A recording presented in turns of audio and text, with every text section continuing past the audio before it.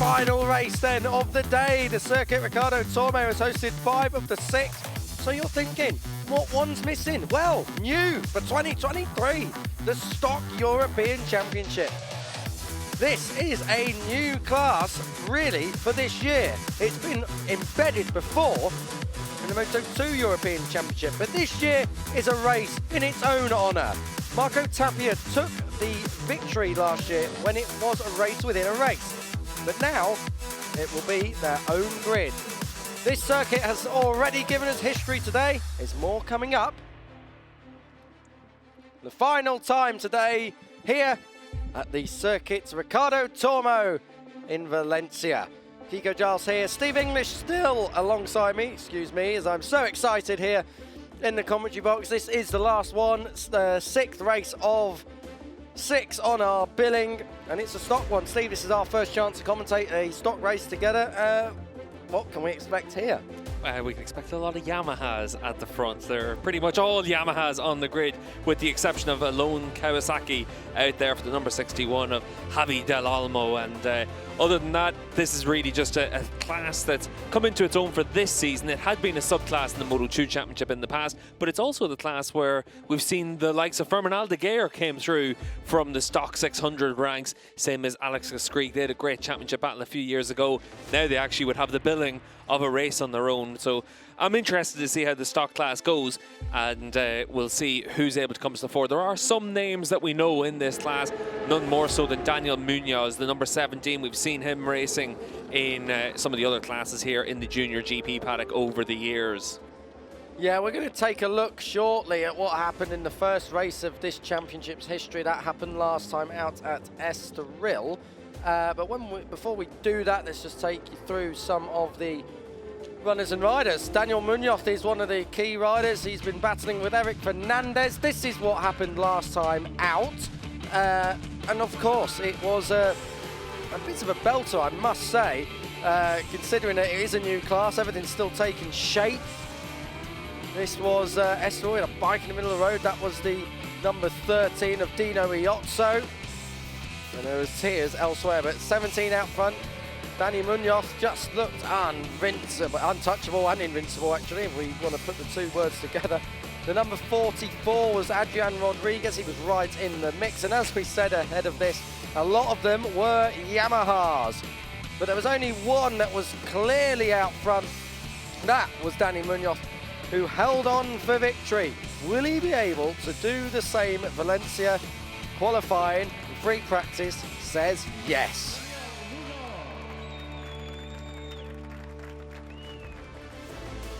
So, like we say, back live trackside now. This is the final race of today. 26 degrees air temperature, 38 degrees track temperature. It's not changed at all from the last race we just saw, which was the European Talent Cup, but track temperature does matter a little bit more with bigger bikes. I'm going to make this seem like I do an awful lot of prep for the stock class here in the Junior GP class. Before we go there, you do a lot of prep. I do, certainly do. But I want to make this perfectly clear. I saw Daniel Munoz testing during the winter on this bike. It just so happened to be it was at a World Superbike test. But Munoz on his SP57 bike has looked very good all the way through the Estoril weekend, here in Valencia as well. But standing trackside at Jerez, he was very impressive, and I was there with, you know, the likes of Chaz Davis and Eugene Laverty were there trackside at the same time, and both of them commented on Munoz as well on the run down in towards the heavy braking zone at turn 6, and that was with the stock bike. Obviously, there was a bit of controversy in that test about having stock 600 bikes out on track at the same time as super bikes, and Munoz was doing a good job to be able to put in some respectable lap times. Munoz is no slouch, of course. He's had plenty of success in this category, in this paddock before, race wins and all that. So this is really Munoz a big opportunity for him to prove, more than anything, that, okay, this is not the field that has the biggest depth in it, but it's a chance for him to show his sponsors and everything exactly what he's capable of. This is what happened in qualifying, and I think we're going to hear from the man himself now, Daniel Munoz, after yesterday. Muy contento con mi primera pole este año. La primera sesión ha sido muy buena, hemos hecho un buen tiempo. En la segunda ha sido más complicada por el calor y el viento, pero bueno, estoy contento con la pole y agradecer el trabajo del equipo. Al haber un poquito más de calor, pues ha sido más complicado mantener grip en la rueda de atrás y con el viento también había curvas donde era complicado mantener la línea buena. Y yo creo que va a ser una carrera bastante luchada entre Eric y yo, a lo mejor algunos más entran en el grupo. Así que nada, mañana veremos cómo va la carrera.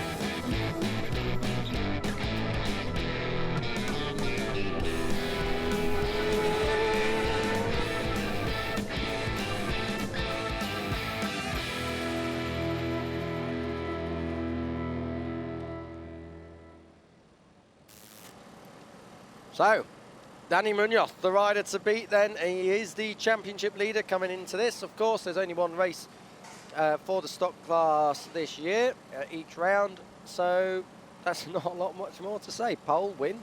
Yeah, for Munoz, though, he is a rider that's won in the Red Bull Rookies Cup. He's been a pole man in JuniorGP. He's always been fast. Last year, he made a transition away from this paddock into the Spanish super stock class as well. He was able to win races in that and was regularly at the front of the field. He also raced in JuniorGP as well as the Italian Moto3 Championship last year and the Moto2 European Championship on a stock bike. So he's got a lot of running last year, but he's had a lot of good results in the past. Eric Fernandez lines up second. The 16-year-old didn't score any points in the first round of the season at Estoril, but through practice and qualifying this weekend has looked very fast. Yeah, the stock champion in the Spanish Superbike class, and last season in that championship as well, he was able to have some really strong results in their regular Supersport class as well. So he's been able to put together some good performances, only 16 years of age. Good to see Joel Kelso still trackside and stopping around for this. This is Dino Iozzo, the Yamaha rider. As we said, lots of these guys on Yamahas. 22 years of age and crashed out of his race in Estoril. He'll be looking to make amends this time around. Yeah, I remember Dino from whenever he was racing in the Supersport 300 class. He was under a South African flag back then.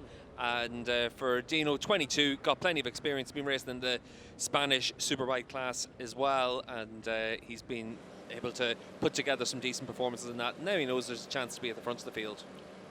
Archie McDonald is fourth on the grid. He heads up the fourth row, and number 69 on the MRE Talent machine, the same as the rider. He's got a smile on, he's just saying it, we know all that. The same team that have the Jesus Rios machine in the European Talent Cup. What can we expect from this kid here? He was sixth in the first race of the year. Yeah, he's been able to finish top 5 in the Aussie Supersport 300 Championship on a couple of occasions. Last year he also raced in the Yamaha R3 Blue Crew Cup, and that was in support of World Superbike. So we were able to see him in action a little bit last season. He was able to finish inside the top 10 in the championship for that, so able to score some good points, but no podiums last year in that for him. Adrian Rodriguez, fifth in the championship, fifth on the grid. He'll be looking to achieve a first podium for himself and for the team, the Easy Race team. We see them also up in the Moto2 Championship itself. Rodriguez quick in the first couple of rounds. Yeah, Rodriguez was in the Yamaha R3 Cup a couple of years ago, actually had a podium in Assen as well, but he's been a little bit quiet since then. But last time out that we saw him was in support for the World Superbike paddock, and he was one of the riders Yamaha said worth keeping an eye on. He was on the Vinales junior team. Talking of the World Superbike paddock, we know Alex Mian from there, and he had a podium in the first race of this year, so he's adapting to life on an R6 quick as well. Yeah, we also know him from the Red Bull Rookies Cup, where he had a couple of podiums last year as well, and certainly for him, he'll know that there's going to be opportunities of being able to get yourself to the front in this stock class as well this season. Heading up the third row will be Marco Garcia, teammate to Adrian Rodriguez. He's seventh, number 8. Keep an eye on him, Marco Garcia. Lots of experience in a variety of classes. And yeah, I could do with a hairband like that, actually, because my hair's a bit of a mess sometimes. If anyone who knows what I look like, well, sorry for that. But second in the first race of the year for Garcia. Looking good. Not sure if he's got the pace to go with Munoz, though. Yeah, Marco did a full year of ETC last year here in the JuniorGP paddock as well, only 16 years of age, but he was able to come away with some top 10 finishes last season, Jerez, and then also at Aragon at the end of the season as well. Alongside him on that grid is Marco Mayor on the Yamaha GV Stratos outfit machine. Here he is. We're going to have a look at him now. He's got fantastic eyebrows. They are something else, I tell you. Fourth in the championship, fourth last time out, of course, goes out saying. The top 5 in the championship are all Spaniards, actually. And coming off the middle of that third row, he'll be hard-pressed to replicate what he was able to achieve in round 1. Yeah, and it is one of those situations for the riders in this class. It's about trying to make sure that you're able to just have that momentum from one round to the next. There's only going to be one race per weekend for the stock class. He was able to have a top 5 at the opening round of the year. 9th place is Corey Tinker. Anyone who follows anything British will know a bit about this kid. He was at a solid start to this season. He was 7th at Esther. He'll be looking to try and crack that top 6, but he's got his work cut out from 9th on the grid, this time around at number 37. Yeah, Corey was racing for the Michael Laverty Vision Track squad last year, and he was able to be pretty consistent out there in terms of his stock results. But now in this subclass, having now become its own class, we actually get to see what the racecraft's like for the riders in that stock class. So Corey's going to be interesting to keep an eye on. He's a rider that came up through the Talent Cup ranks, through the British Talent Cup, and then into the European Talent Cup as well. Another Brit in the top 10, 2 in the top 10. That's Daniel Brooks aboard the number 21 Yamaha. He is 21 years of age as well.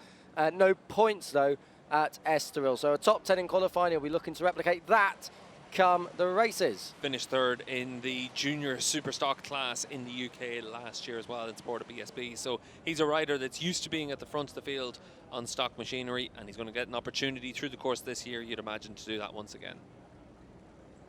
We are just waiting then for lights out, really. The grid will soon start to clear. This is your pole sitter, Daniel Munoz, race winner at Estoril. Can he do the same again here in Valencia?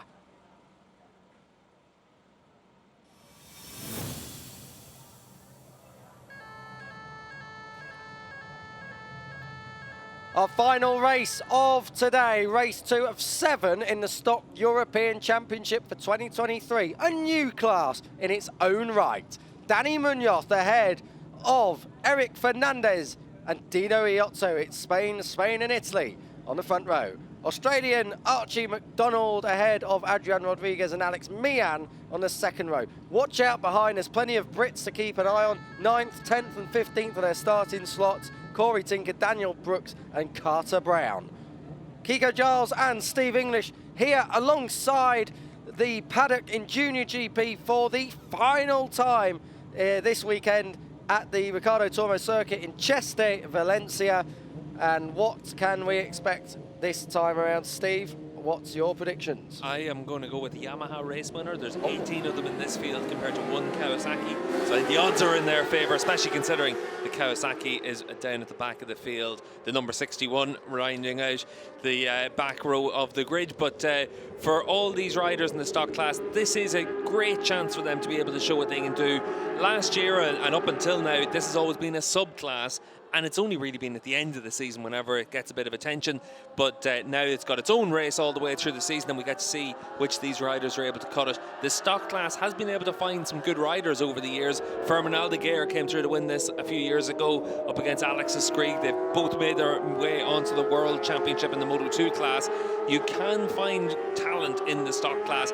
It's just a case of letting it shine. Marco Tapia as well, another one, and Alex Toledo as well, up now in the Moto2 European Championship from last year and this year as well. So keep an eye on everyone in this race, because you never know.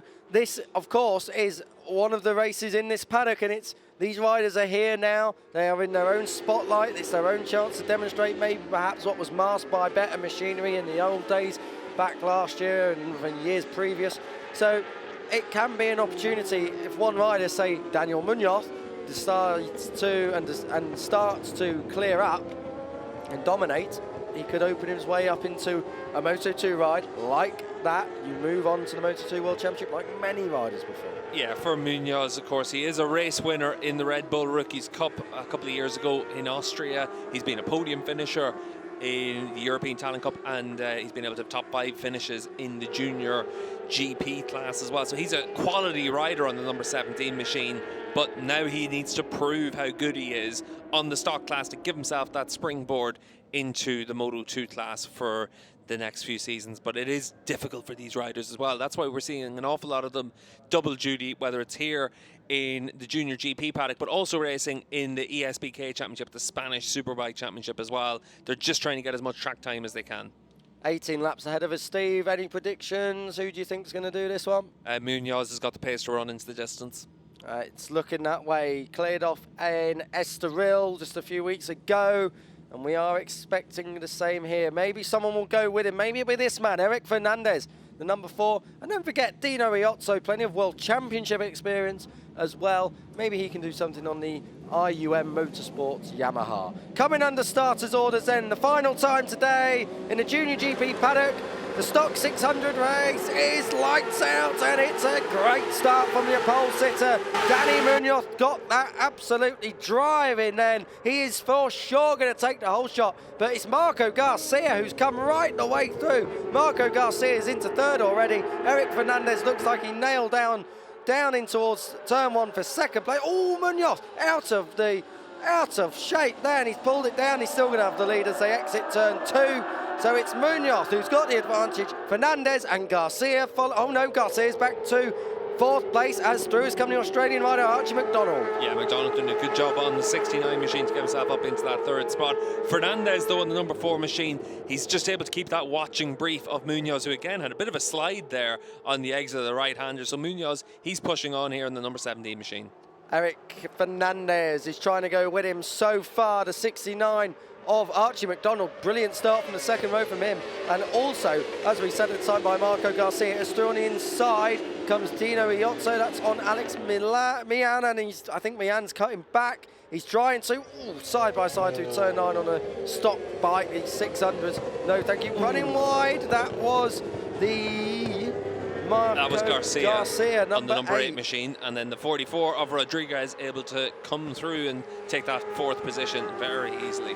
Rodriguez then looking good on this opening lap of stock racing. He's got a great style on the bike as well. He's hanging right the way off it. Down into the final corner then. Danny Munoz has not done a disappearing act just yet, but we're only just completing the opening lap. Danny Munoz leads across the line ahead of Eric Fernandez. Those two away at the races. Archie McDonald is about 1.5 seconds back of your race leader in 3rd place, but he's ahead of Adrian Rodriguez in 4th, Dino Riozzo in 5th. Backing it in is Riozzo into the 1st turn. The number 13 sideways on ahead of Marco Garcia. Alex Mian, Mario Mayor as well as through comes number 8 Garcia on Riozzo. Just to complete the top 10, Mayor was in 8th, 9th for Corey Tinker, and Moreno up there in 10th. As back through on the 23 comes Mian on Garcia. Garcia went one way on lap 1, he's going another way on lap 2, and there was a bit of dust there. There was someone's had a bit of an incident there on the run into the right hand, or there's smoke coming out from one of the bikes, and there might be fluid down as well because someone else has gone off in the background. So don't be too surprised if we see that bike have to pull off to the side, and we might well end up having a red flag if there was fluid that went down for the 91 machine. That's not Daniel Brooks. Daniel Brooks might be the rider with the mechanical. That's the 91 of Mikhail Florov, the Bulgarian rider. Oh dear, Marshall okay as he takes a trip through the gravel trap as well, but there was definitely fluid there, and that is not going to be good. At the moment, we haven't had anything in our commentary box to say of anything on the ground or any possible red flag. Yeah, there's no way of knowing if there was definitely fluid down. We did see smoke down there, but that doesn't necessarily mean that the bike was laying down any fluid as well. We'll have to wait and see a replay to see who was causing the smoke, and then if there was any sort of an issue there that led to the crash for Florov. But as it is, the Bulgarians out of this one, and out in front, Munoz and Fernandez have now opened up a 2.5 second lead over McDonald. It is the number 21 that is smoking away. It is the British rider Daniel Brooks. There was so much smoke in the background now. He will be getting the meatball in a minute to get off this racetrack, I'm sure of that, and he has done now. I think he's realised. Let's hope that that is just smoke and it is not. Don't rejoin on the track as he's going to stay on the outside. There's a marshal post just up to the right of this now, so he should be able just to exit straight onto the service road. But yeah, that's a big shame there for the 21. That's in the same place where we had the crash a lap ago, so there might well be fluid down there. Same place. Eric Fernandez has dropped it from second position. That was a disaster for him. He was looking good there. So we got a red flag. We have a red flag here at for the final race of the day. The red flag has come out in the stock race, the second race. And unfortunately, I hate to speculate on this stuff, but that could have been very much so prevented because that bike was smoking for a good half a lap. You can see that was not a front end, Steve. That was just aquaplaning off on the oil by the looks of things. Yeah, it does look that way, but certainly for the number 4 now, it's about trying to get that bike back to the pits. We are still within the first 3 laps of the race, so you will take your original grid positions right from the restart. So certainly for Eric Fernandez, he wants that front row start. Well, it's going to be annoying for Munoz, that is for certain. He's going to do all the hard work again. Eric Fernandez, I think will have 5 minutes for himself and bike to get back. He should be okay to do that. They'll just give a quick check over on the bike itself to make sure all is okay. But we do have a red flag. We nearly got through the full day there, but not this time, not for us. Here in Valencia, we're going to have a delay. Of course, you can't blame as such Daniel Brooks because he wouldn't have known. But, you know, I think there it's maybe when it's the most obvious. The bike is absolutely smoking away. And let's just hope. I mean, it might not be too much. There might not be anything on the track. It's just a coincidence. It's unlikely. But let's hope that bike has not spread all the way around the track. Let's hope it was just smoke and a bit of fluid on the track at one point. Yeah, if there is fluid down at turn 4, then there's fluid all the way around the track from Brooks's bike. And look, it's not an issue that any rider wants to create. They may not be aware of it as well. So certainly there for Brooks, it's unfortunate for him. It's very unfortunate for the other riders, Florev and then also Fernandez, that we saw of a crash at the same point on the track. But let's wait and see what the situation is for the track inspection as well, and what they're able to ascertain out there. Because we are within 3 laps, this should be a full restart if it is to get back underway, which would that mean Florov can participate? Because it'll be a full grid. If you're able to get the bike back, because obviously in the stock class you may not necessarily have a replacement bike you can use, so you might well have to get that bike back to the pits. And that's where, even if it's damaged, you're doing your best to make sure you're able to run back to there. But we'll wait and see what the situation is for those riders. This is a replay then of the bike smoking up as it comes across the line. And you can see just how much smoke is coming out at that stage, just as you're full on the gas through that section. And you can easily put down a lot of fluid there. Or you could just have it where it's smoking up as well. So we'll wait and see what the situation is. The action by the marshals will give us a good indication of what's happening. You can see the marshal just there at the forefront, just trying to feel the ground, to touch the ground. You might also see them actually try and taste the ground as well. You'll see them just see if there's any oil or fluid on their fingers from that. But there's a lot of ground to cover around this track to see what the conditions are. I tasted the ground once, Steve. I had an argument with a door security staff in a club, but that's another story. I just had a quick look, actually, outside the window here in our commentary box, because we're actually facing a wall, despite we have a window view of the whole circuit. There are marshals everywhere on this track at the moment. They're up at turn 6. They're not just on the start and finish straight. There was nothing super evident to me with my Deirdre Barlow glasses that we actually have anything on the circuit, but it wasn't clear, and these guys on the track will know more. Well, it's actually the course car you can see leaving pit lane now, just on the left-hand side of the shot. That will be what will actually tell us the condition of the track as well. And then you've also got this car as well from the safety delegation. So they're going out just to check the conditions of the track at different places. They'll start at turn 4 where they saw that crash. That's obviously your immediate spot to go to, because you've got at least some information there that there might have been fluid down at turn 4.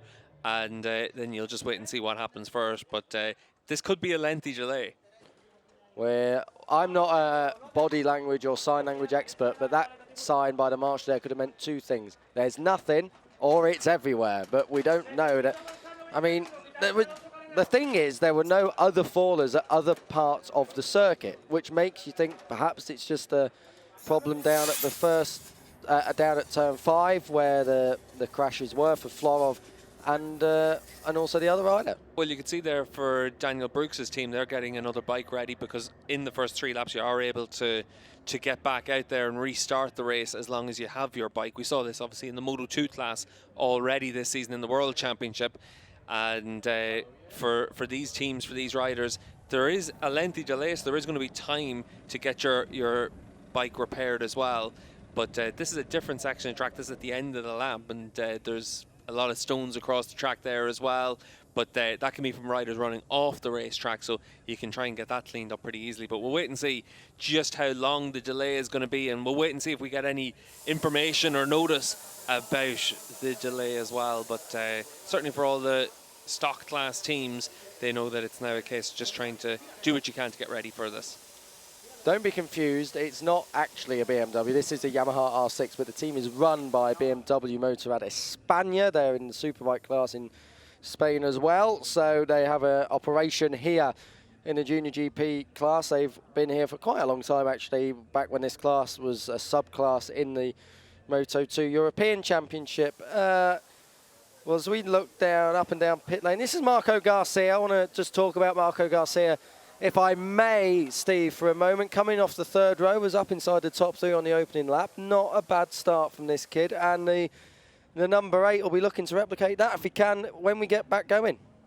Yeah, and I think for Garcia, obviously it is a case of trying to just make a good start and keep your head down and see if you're able to back up what we saw at the opening round of the year in Estoril. He was very competitive in Estoril all the way through the weekend, and he was able to come away with a podium finish. But certainly for him, it is a case of just trying to make sure that you're able to be consistent round to round here in the stock class. Still waiting for any news on a resumption or the track conditions. But if you're just joining us, we have a red flag here in the Stock European Championship race. Everyone's okay. We've had an oil or a potential leak of fluid on the track by Britain's Daniel Brooks. He didn't know a thing about it on the Yamaha GV Stratos machine.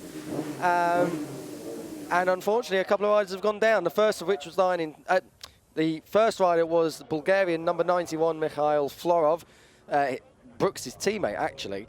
And then the Hector Farbel TEY Racing rider Eric Fernandez, who was 2nd at the time. So because of that, both crashes happened in the same place, and it was where the smoke and the fluid looked like it was spilling. Unfortunately then, we had a lap until the race was red flagged, and we are now just having a very big track inspection. I can tell you the marshals are everywhere on this circuit here, the 4-kilometre Ricardo Tormo circuit in Valencia, and as you can see, it looks like we will have a clean-up operation. Yeah, it's going to be a lengthy clean-up operation first, but certainly for the marshals, it is exactly what's necessary. You can see the road sweepers coming out, and we'll wait and see just how long that operation is going to be. We'll see how far around this track they need to actually sweep as well. So for the stock riders, you could easily have another 20 minutes delay. It just comes down to how quickly they're able to get this job done. And don't forget, that will be a 20-minute delay. If that'll be before pit lane even opens. That'll be a 20-minute delay before pit lane opens, and then they'll go and do a sight lap. They might give them 2, and that will be how it is. If we get back underway, let's hope we do. It's a new class. We want to see it in all its glory in action. But we are just here now in Valencia, waiting for the any news or update that we can get and bring you from trackside here in Valencia. All I can say is that this race was meant to be 18 laps. It looks like it's been shortened to 12 laps at the moment, so we are anticipating a restart, but again, that all depends on the size of this clean-up operation. Yeah, I think we'll definitely look to get restarted, and you've been moved down to effectively 2/3 race distance. No real surprise to see that's the case from race direction, and hopefully we're able to just get some shots of everything that is being done now. You can see them starting to put down the compound that will lift as much of that fluid as possible, and basically that's it's all, everyone looks at it as being dry cement or anything like that. It is actually a different compound. It's basically designed to absorb as much of that moisture as possible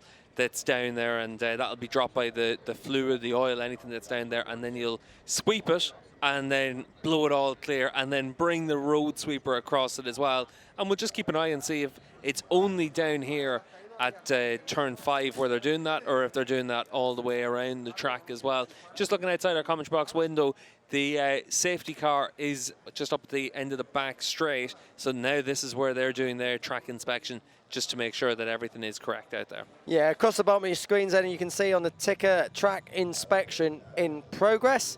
So that is what's happening right now as we're talking about it. Great insight there, Steve, by the way, about the powder and the dust they put down.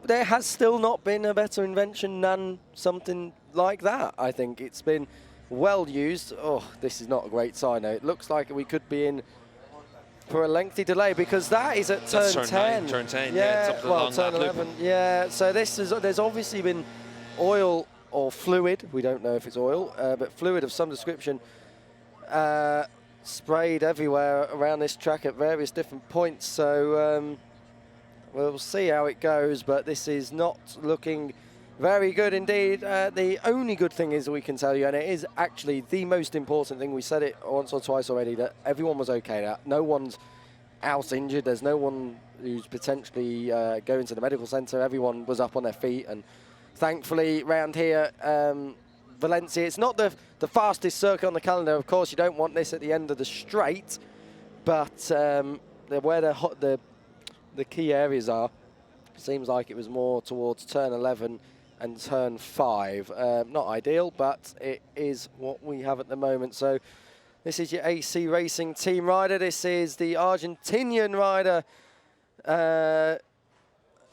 Yes, it is. Yes, it is the Argentinian rider of Gomez.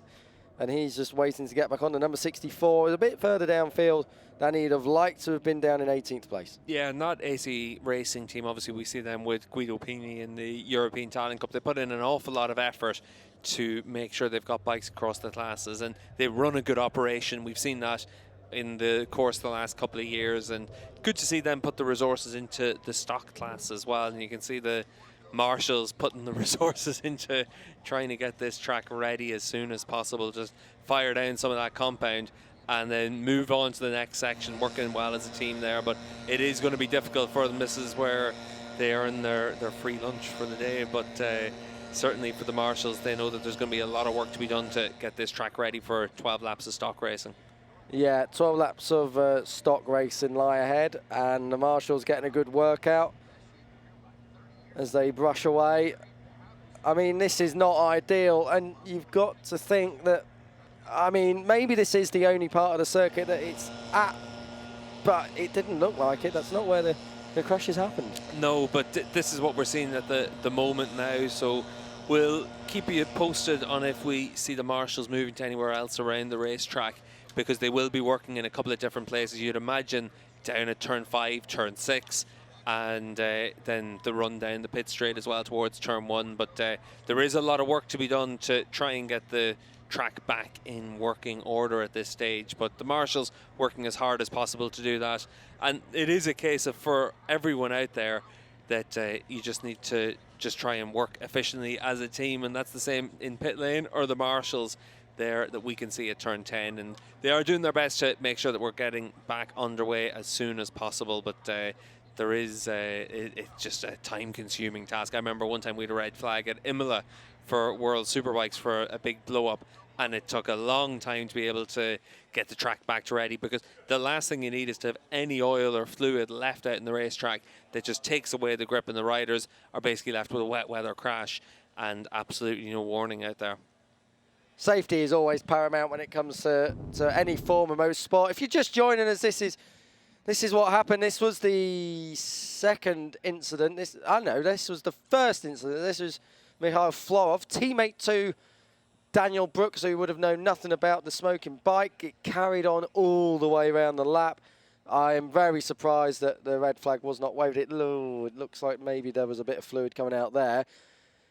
Daniel eventually realised at turn 1, which is good, and he didn't rejoin the track. Very, very good riding indeed. Smart riding. We was hoping he'd do so. There's a Marshall point just past there off screen. and he parked up. But unfortunately, by that point, everyone else had already got to turn 4 and 5, and that's when it caught out second place on the grid, Eric Fernandez. And for that, this is the reason why we have this shot. I mean, it would be a very pretty shot if it wasn't for the Teletubbies Nunu going round in the wrong way at turn 11. This is the powder you was talking about, Steve. This is used by almost every single championship that I know of when this kind of thing happens. Yeah, exactly. It's something that works, and you're able to get it cleaned away as quick as possible. But they need an awful lot of that compound there to be able to clean up exactly what's caused this delay. But we'll wait and see how long it's going to take for the riders in pit lane. That's Alex Milan down there, and Alex, he's got a lot of experience in Supersport 300, in the Junior GP paddock classes as well. And good to see that he's got a chance here on the stock bike this year, because it's very easy for riders to just go missing, really, and you then miss out on the chance of being able to make your progress through. But Milan's a rider that we did see quite a bit of it in the European Talent Cup, and able to get himself pretty close to the front in that. And one other factor that maybe we haven't spoken about enough is that a lot of times some riders do struggle to get a race, to get around, or get a team for a season or whatever. And we have one make series. I know this isn't one make, but largely it's Yamaha R6s in this case. We have a lot of one make series, and it gives them kind of riders who are still trying to put themselves in a shot window, and for one reason or another are too old or too big for a smaller machine. Versus that it's not viable for them to move on to a different team in a different paddock, and this is a good opportunity. We're just getting word that we will have 12 laps, original grid positions. It will be a quick restart procedure. Pit lane will open at 16:35 for 60 seconds. So in 4 minutes' time, we will have action once again in the stock class. What slightly worries me, if I must go down a slightly more cynical route, is that in the shots that we saw, they were cleaning turn 11, and the two incidents happened at turn 5. I mean, hopefully, them incidents might have been just circumstantial and coincidental, but we haven't seen any clearing go on at turn 5, so they'll definitely get that checked out. We might see a couple of sighting laps here. Yeah, and for the riders, though, they'll have 60 seconds to get to the grid, and then they'll be met on the grid by one of their mechanics, and then they'll be set off for another lap to then get ready for the race. So there will effectively be 2 laps to get yourself ready. This is down into the pit box of the 64, and that is Gomez and the AC Racing squad. So they're just getting that bike ready out there. But good that we're back underway. In just about a minute's time, or a couple of minutes' time, we'll be opening pit lane. So for all the riders that had an incident, if their bike is repaired, they'll be able to take the start, and that includes the rider that had the technical issue, Daniel Brooks. Don't forget as well, when the riders go out, even though it's a quick restart procedure, if there is anything on the circuit, they will be reporting that back to the one member of the crew that can go and meet them on the grid to signal the starting position. And then if there are problems after that, then we'll have a slightly further delay. So we shouldn't be getting underway without a thorough inspection, and we never normally do. We're normally very good at that stuff. Safety paramount as always. This is Archie McDonald now. He had a great start, didn't he, from the second row of the grid in that first part of this race. He was up inside the top 3. Archie McDonald from Australia, the number 69 on the MRE talent machine. He'll go from 4th again because it's the original grid positions. Yeah, and once there's an incident inside those first 3 laps, that's the way that it rolls. And as I said, as long as you're able to get that bike repaired, you can get back out there as well. So we'll see if the likes of the riders that were involved, like Florev, are able to get themselves back out there. And good to see that it's not just the Irish that are obsessed with their sunburn on a day like this. And it is heating up out there once again. There was a bit of wind kicked up a few hours ago, but it seems to have calmed right down now at this stage as well. So very warm out there. So for the riders in the stock class that have had this big delay, they've been sitting in pit lane in their leathers. It's easy to get yourself overheated at this stage, and now you need to get yourself ready to go. Pit lane opening in less than a minute's time. It will only be open for 60 seconds. That's why you're seeing bikes rolled out into the apron on pit lane just to get themselves ready for this restarted race. Yeah, and it's also a reason why we've seen the bikes that went down, or in the case of Daniel Brooks, the one with the technical problem. It's also a reason why we've seen them worked on so frantically, is because when we do get this pit lane open, which will be any moment now, it's because there will be, therefore, a limited time to get back out. So the riders that crashed, just to go back to that, the number 91 and the number 4. The number 4 is there, the Hector Faubel team, the TEY racing outfit, and there was the 91. Now, has Mikhail Florov, the Bulgarian rider who's a stalwart in the stock class, has been here many years, many times before, has he managed to get back out? Your pole sitter there, the number 17, Danny Munoz, he's back out. That would have been a bit embarrassing if he'd missed it. Pulls a big wheelie on pit exit. Yeah, Florov should be on the 4th row of the grid, so we'll keep an eye out for the number 91 machine. We'll keep an eye out for everyone else to make sure that they've gotten themselves out of pit lane. We did see last week in the Moto2 race at Le Mans that you have 60 seconds to get out of pit lane, and if you're over that, you then have to wait until the sighting lap starts, and you'll start the race from the back of the grid. Yeah, it's 60 seconds. It's not a 60 seconds or to get out or you don't go out. It's 60 seconds to get out and take your place on the grid. We'll soon find out if Florov has managed to, I'm sure.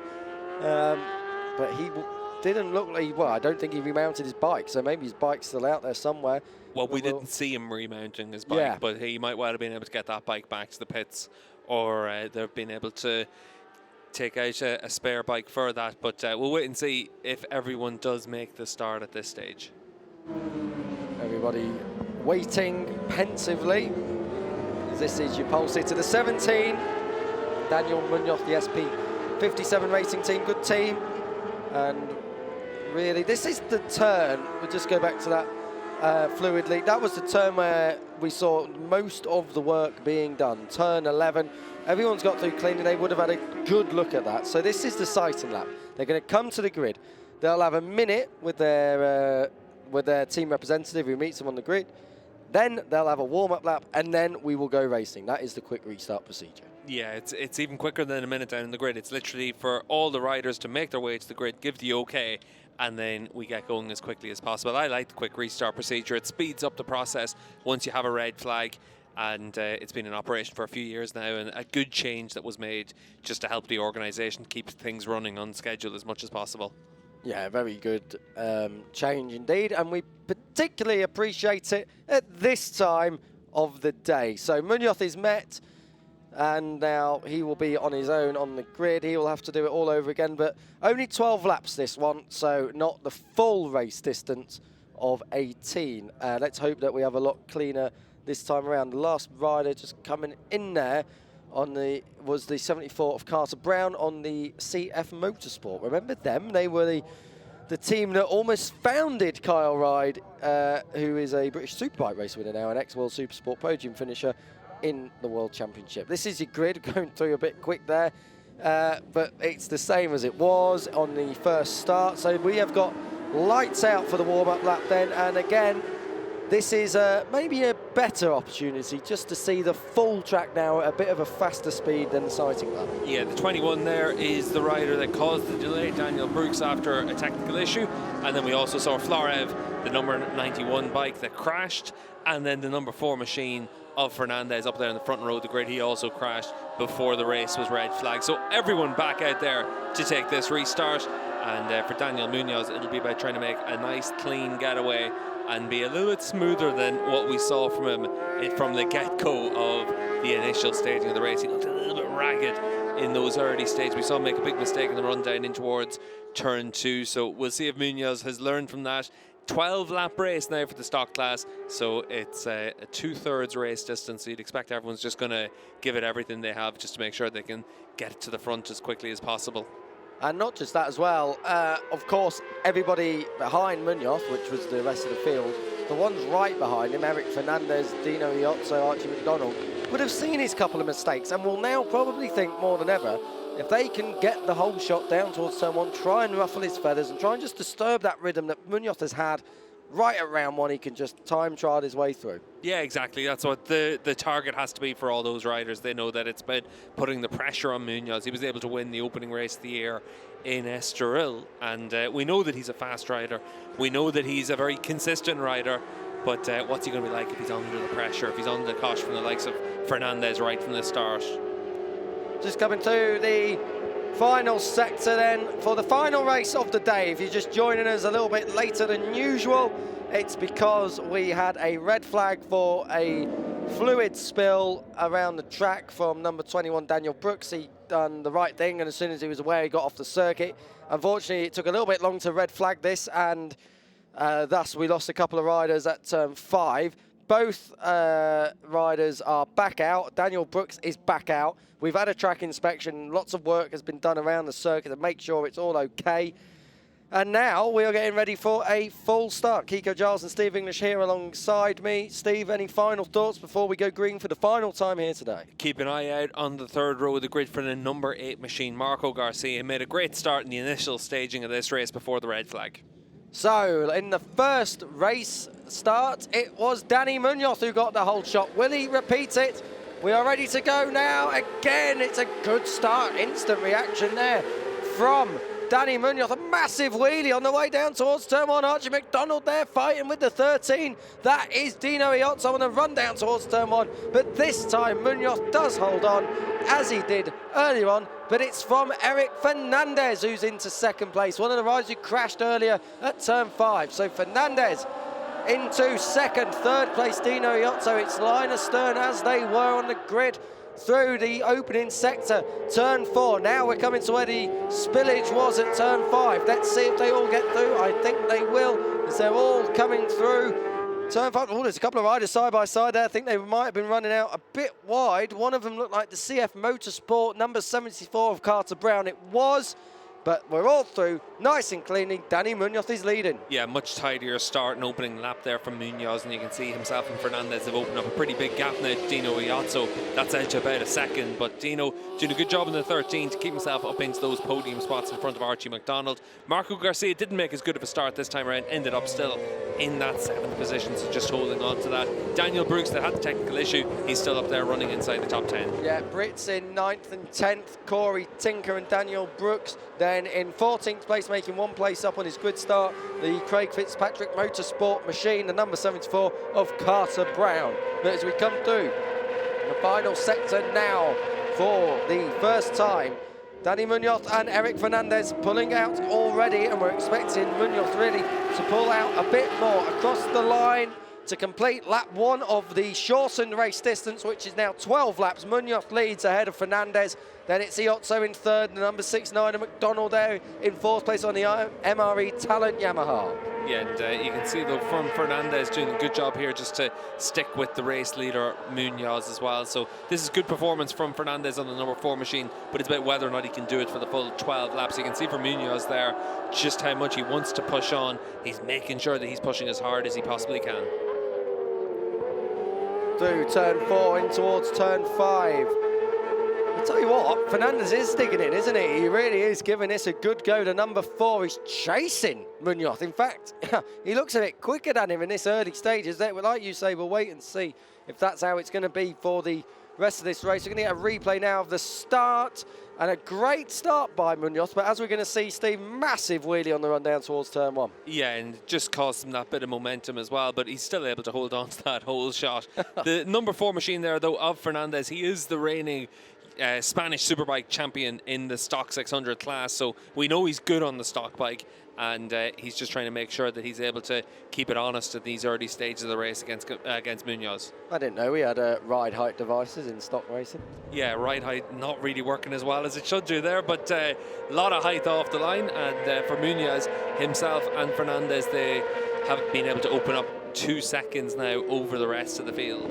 Class of their own as we come to the completion of lap 2. We've got a long lap penalty for number 86. 86 is Kilian Nestola, teammate 2. Eric Fernandez out front. He's not in the points at the moment. Yes, he is. He's 14th at the moment. He's got a long lap penalty. Munoz with the fastest lap of the race by, give or take, half a tenth, more or less. ahead of Fernandez. They are the only 2 riders in the 37s. There's only a few more riders in the 38, so these guys really are laying down a fast pace, and Munoz looks like he's settled into this race in the first sector of lap 3. Yeah, it's actually good pace as well down there in the 37, so they're doing a good job to try and stretch it at the front of the field. Only half a tenth of a second there for Munoz he was able to pull out last time around. We'll see if Fernandez is able to keep him honest over the course of the next few laps. This is further down, the number 82 of Mario Mayor on the Yamaha GV Stratos team. He is their leading rider at the moment. Daniel Brooks is a couple of places behind him.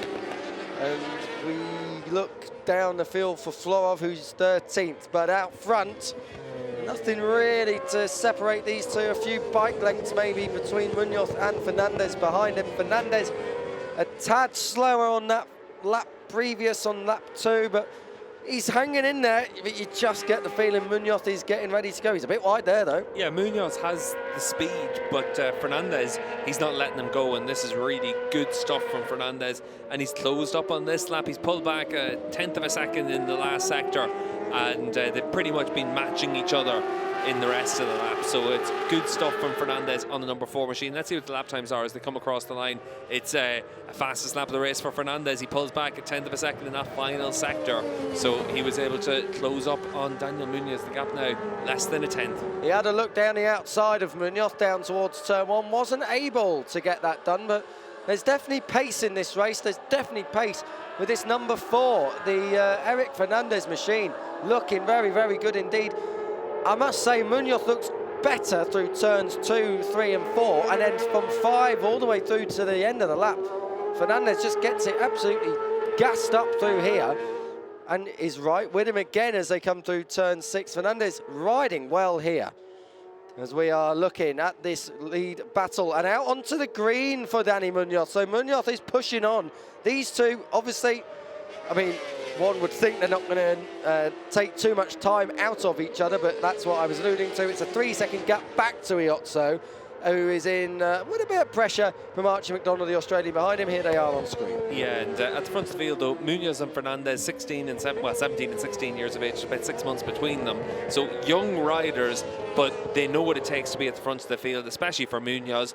And that's why they've been able to get their head down and open up this big gap over Iozzo, who's having to fight it out with Archie McDonald at this stage. But at the front of the field, Fernandez, only 16, Spanish stock 600 champion last year, and he wants to make sure he's able to do that in the JuniorGP paddock this year. He had a couple of point-scoring finishes as well last year in the Moto 2 Championship. He was aboard a Kawasaki back then, 12th and 14th. Both came in Barcelona, the Circuit of Barcelona, Catalonia, but he's riding very well on this R6 now. He's giving Munoz a headache.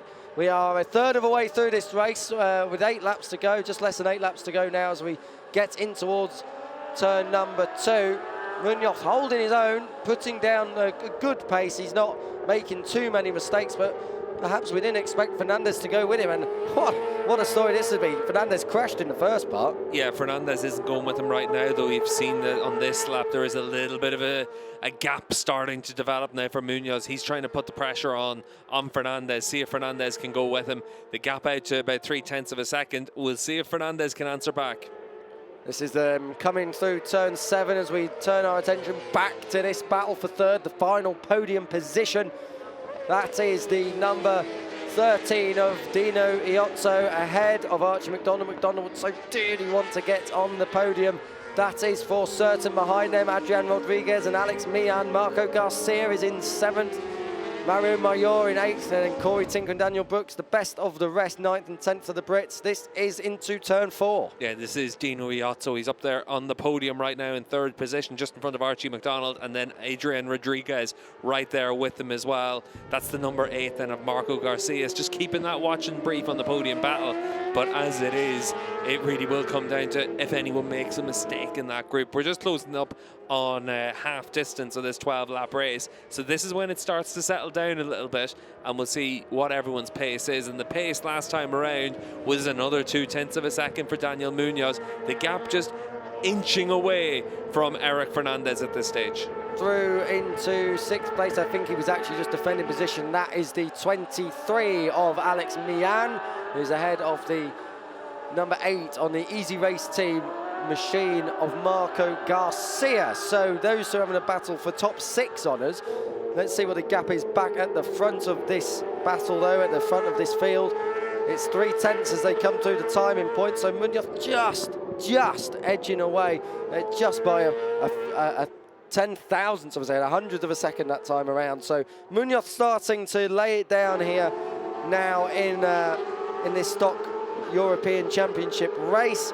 We are coming up to half race distance. This is the rider we're talking about. He's still got Fernandez for company, but you get the feeling that perhaps Fernandez is working a lot harder to try and stay there than we have Munoz, who's in the lead of this race. Yeah, Fernandez is still in touch, but only if Munoz makes a mistake. And that seems strange to say whenever they're only separated by a couple of tenths of a second. But Munoz just has enough of a margin now that it isn't a case of being able to attack on that and try and close up and try and make a move. We have a crasher at turn 6, and unfortunately it's a British rider for us anyway. It is Carter Brown.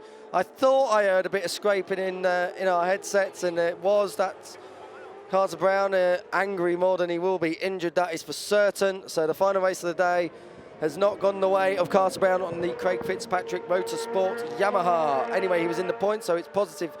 Anyway, the gap has come down a little bit on that lap by just over half a tenth. As you can see on screens, we're talking hundreds, not major deals, and you can see we still have this battle at half race distance. Yeah, I do like it though from Fernandez. He's answered back a little bit there to Munoz to close himself up by a tenth of a second now. So he's doing what he can to just make sure the race leader's kept honest. But we'll see what Munoz does to answer back to that. But good riding from these top two, and that's why they've been able to open up a big gap. We saw a few laps ago that Fernandez is particularly quicker from around turn 5 onwards, although that shot perhaps suggests otherwise. But generally in that second sector, he's been there or thereabouts and made another mistake there though at turn 8. That's probably the biggest gap we've seen now. It's nearly 4/10 of a second. So it's just about who blinks first, who's going to make the first mistake. There's not really been too many mistakes, but Eric Fernandez at this moment in time looks like he'd be the one to do so. This is the battle 6 seconds down the road with Dino Iozzo and the 69 of Archie McDonald. The Italian versus the Australian McDonald, the number 69 on the blue R6, and the purple and black one ahead of him is Iozzo. Iozzo with World Championship experience. He's been around here before plenty of times in battles for podium positions.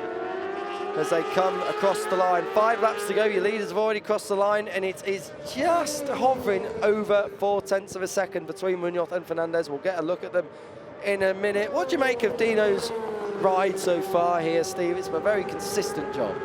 Yeah, well, he's been able to open up 4/10 of a second on the rider behind them, just keeping the pressure on, and Dino hasn't put a foot wrong at this stage. You're down in towards the final third of this race, so this is where he knows if he wants that podium, he needs to be inch perfect all the way. Just keep the pressure on Archie McDonald on the number 69 behind them, and just keep making sure that you're pulling out a bike length here, there, and everywhere. It's very similar to Daniel Munoz out in front. Munoz now with almost half a second in hand on the chasing Eric Fernandez.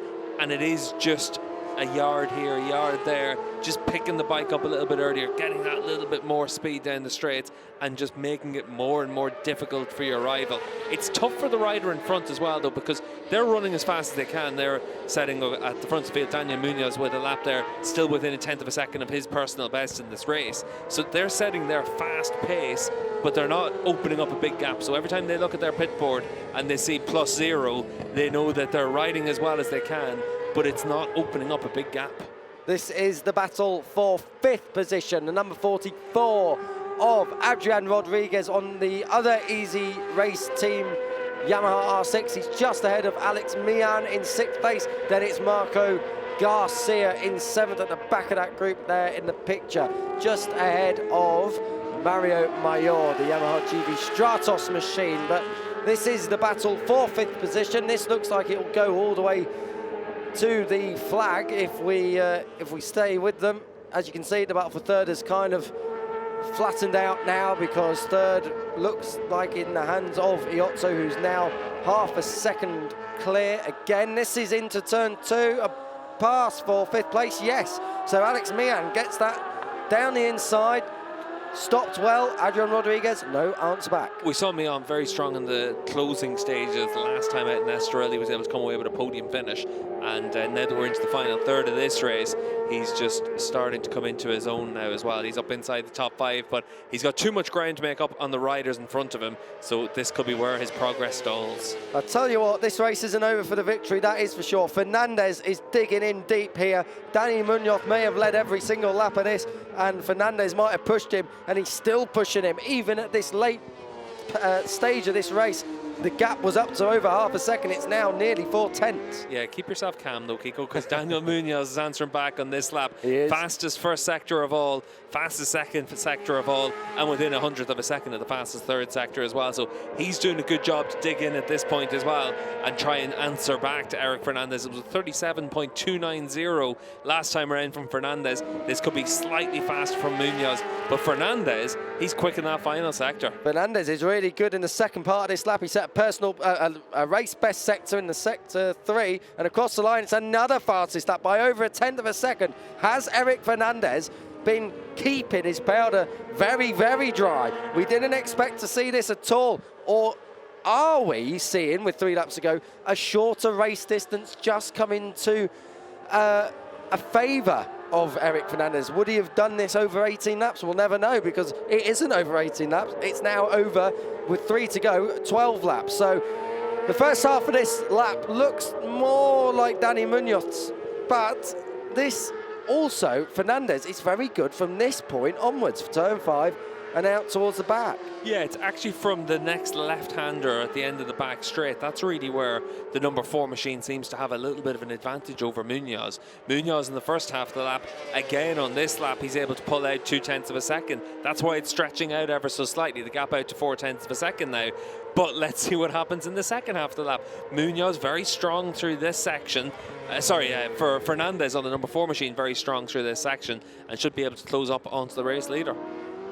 Number 13, Dino Iozzo, has got a track limits warning. He cannot hit the green too many more times, otherwise he's going to be getting a late race long lap penalty, and that will really make the battle for the final place on the podium tasty indeed. 69, Archie McDonald waiting in the wings of Iozzo. Out front, it is 3.5 tenths as they came through sector 3. That's the gap.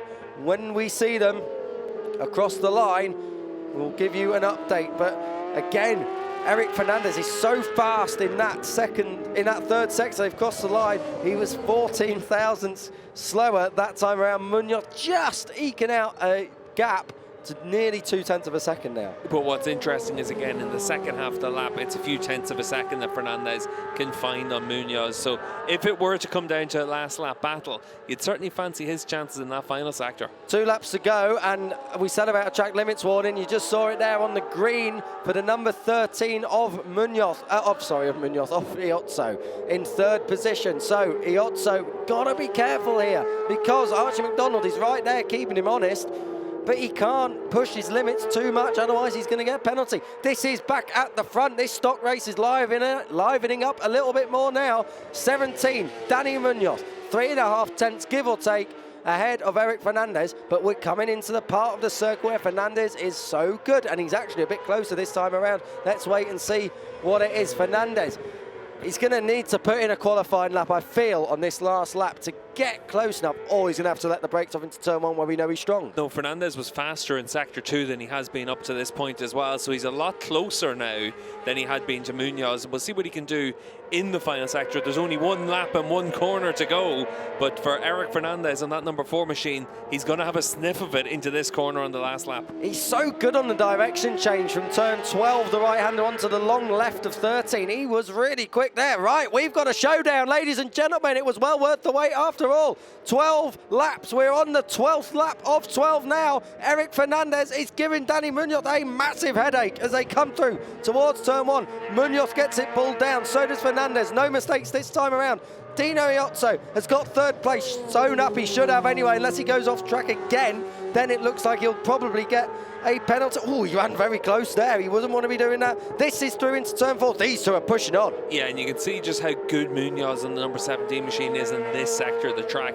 He's very aggressive with the bike to change direction there. Wants to really push it as hard as he can to try and open up a gap to Fernandez. But Fernandez isn't giving him an inch at this stage. This is the best Fernandez has been really through these opening sectors. Look at him drifting, power sliding as he came on the power through turn 6. We're in the second sector, soon to come through the beam now. It's 3/10. It's a big ask, but he was close in the last sector last time. Where is Fernandez thinking? Fernandez is thinking the last corner. That's the only opportunity for him to try and get down the inside. He's too far back as it stands right now, so he needs to really run through these next couple of corners. The change of direction from the right-hander into the long left-hander is where he needs to be strong. That's where he was strong on the penultimate lap, but I do feel maybe he's just a bit too far back now, but we'll see. He's getting closer and closer. He's building all the time. It'll have to be a massive lunge from back there. Fernandez has a think. He doesn't have an execution. He doesn't have an answer. Danny Munoz is going to do it. In the end, it wasn't the domination we thought, but it is the race win. It's 2 from 2 in 2023. Munoz holds on. A fine effort from Eric Fernandez, who kept him honest all the way through and on track at least. Dino Iozzo holds on ahead of Archie McDonald, who takes 4th. In the battle for 5th, we've got a race to the line. Who's it going to be? Alex Mian does not take it. Ha! Adrian Rodriguez is the one who took it there. Fine ride indeed. But we had a bit of a taster of what could have been there. Munoz, in the end, just in that opening part of the lap, pulled enough on Eric Fernandez, who was pushing so well in the second half, and he almost managed to jab it down the inside. If it was, it would have ended up in a collision, perhaps, maybe worse. Perhaps he would have stayed on, we'll never know. But they are the two, and they both pull a wheelie together. It's 2 wins from 2 for Danny Munoz in 2023.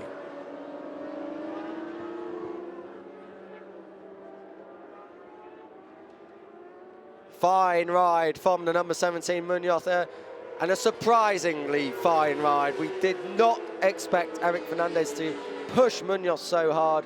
Dino Iozzo is in 3rd place. He did have that track limits warning, and he definitely ran on the green one more time after that. But at the moment, at least, he has 3rd place. He's celebrating like he's won. That is the final race of today, by the way, ladies and gentlemen. That is all we have time for. We only just had time to get that last one in after a lengthy stoppage for a fluid leak elsewhere on the circuit. So the 6th race on our card has been ticked off, and for sure this man will be celebrating when he gets to Parc Ferme. He's just coming around the final corner now. Does he pull a nice big wheelie? Yes, he does, into pit lane.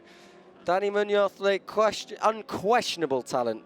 The talent is not in doubt here, and perhaps some would say finds himself a bit unlucky to be racing in the Stock European Championship. Maybe some would say he should be somewhere else over in the Grand Prix paddock, but he is where he is, and he's showing it. He has got that pace and potential. But Eric Fernandez, given the level of Munoz, a very fine effort indeed. There's Steve in the background waiting to catch up with our race winner, Danny Munoz. And 3rd place, Dino Iozzo, fine ride from him as well. Round of applause all round. Fernandez, he cannot complain at that. Neither can this man, Munoz. Everyone very happy. A couple of teary eyes there, I think I saw. So that obviously means a lot. 2 race wins this season for Munoz. Here is Iozzo, 10.3 seconds back of the race win in the end as he slides his way in, using a bit of rear brake there. Lovely. And a good ride nonetheless from our podium riders.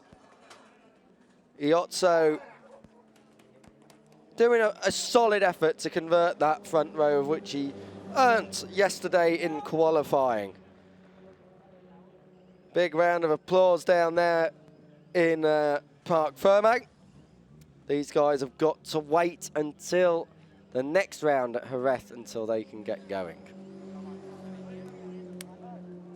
Next round at Jerez is on the 4th of June, so not too long for these guys to wait. Then we've got another race at Portimao, another round of Portimao at the start of July. Then in the middle of July, we're in Barcelona. And then we've got nothing until the middle of October at Aragon. And then the first week of November, the season finale here in Valencia. This was the race start. He was celebrating before he even got out of turn one. It was a fine ride indeed from Dani Munoz. We know what this rider can do. We know how strong he's been in a variety of classes. And that victory is second of the season, just emphasising that he is the rider to beat, even if Eric Fernandez gave a very, very good account of himself all the way through that shortened 12-lap race. We had the red flag for an oil leak by Daniel Brooks early on. Brooks finished 11th in the end, just missing out on a top 10. But let's hear from your race winner, 2 from 2 in 2023, Dani Munoz. Daniel Munoz, another race victory in the stock class, but today's race you were put under pressure all the way through from Fernandez. Yeah, I'm very happy for the race, for the result, for the team. Eric was a very good race behind me all the time, and I have pressure all the race, but I'm very happy for the result. Thank you for Arroyo, my family, my team, all. Thank you for all. La carrera ha sido complicada tras la bandera roja y la verdad que Eric apretaba bastante fuerte detrás mío y ha sido un rival bastante duro, pero hemos podido vencer esta carrera. Contento con el resultado, de agradecer al equipo, a Jorge Arroyo y a mi familia. Great job, Dani. Thank you.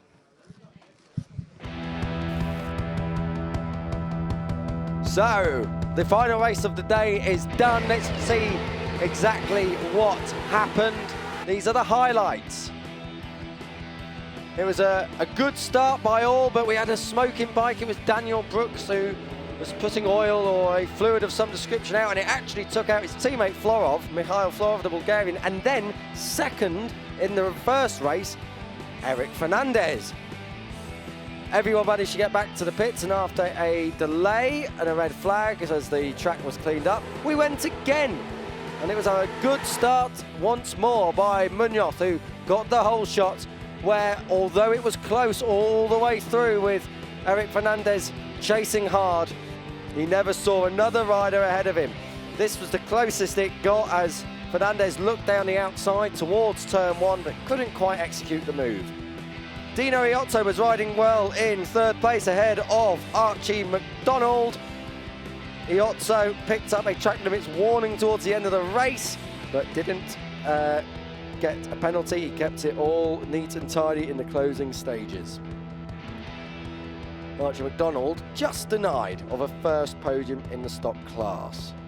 Back at the front, Daniel Munoz. The pressure was relentless from the number 4 of Eric Fernandez.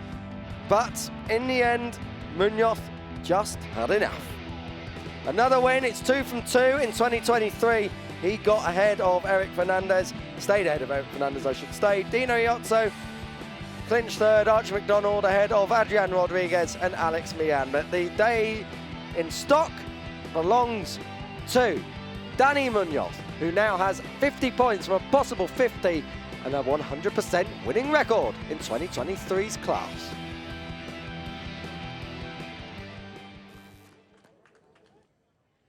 And these are your live pictures then from the Circuito de Ricardo Tormo in Valencia. And this is the podium presentation. A fine ride from all riders as Dino Iotto gets his place on the podium in third place. Second will be Eric Fernandez. And then in the middle, the race winner for a second time this year, Dani Munoz. There he is. Steve English back with me in the commentary booth. Steve, cool words down there from Dani. He knows what he's got to do. Yeah, exactly, and very relaxed down there as well. But for Munoz, he knows that the target is to make sure that you're able to get yourself onto the Moto2 grid going forward and give yourself a chance to be able to show what you can do in there. The only way to do that is winning in the stock class, and he's been able to do that. Winning is the key to everything. This rider knows all about that firm in Aldeguer, Moto2 World Championship rider. Of course, previous winner of the stock subcategory when it was part of the Moto2 Championship. Yeah, shows that you're able to make that progression out there, and that's what gives a lot of these riders hope. But also you have the likes of Alex Skrieg that's been able to do that, and a few other riders that have come up through the ranks. And the final trophy given out to today's winner, Dani Munoz. And we will soon be hearing once more the Spanish national anthem.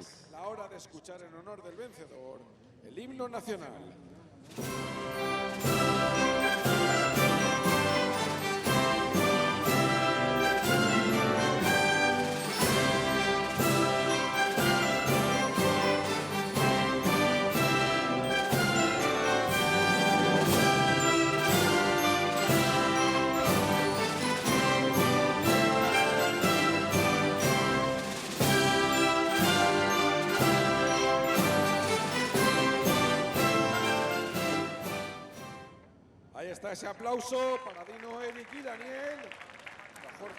And now time for some celebrations on the podium. I think they're just trying to say, where do we locate that Prosecco? Of course, it's going straight over into the team personnel and fans below.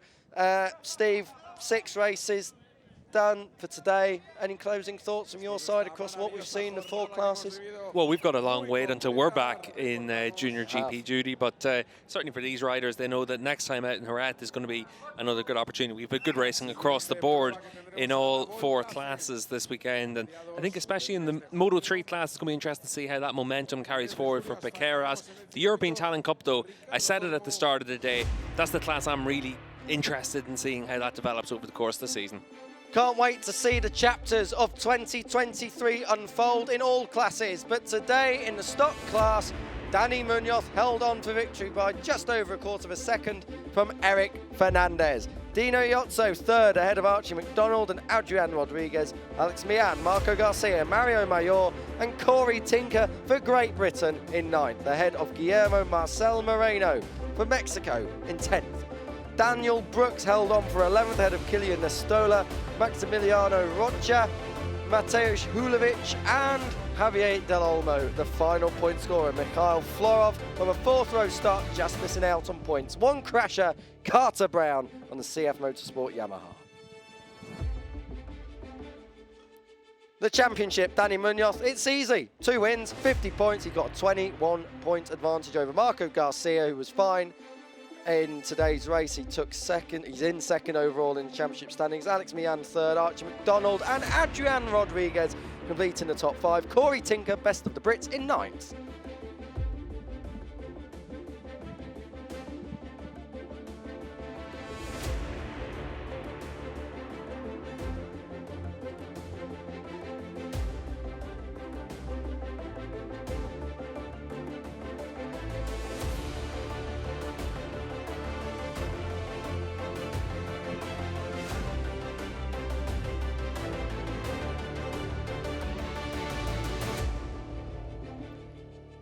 That is round 2, done and dusted in the FIM Finetwork 2023 Junior GP World Championship. Thank you so much for joining us. We'll be back in a couple of weeks to do it all over again. Watch all the races back on our YouTube channel. But from myself, Kiko Giles, and Steve English alongside me, see you next time. Thank you. Goodbye for now.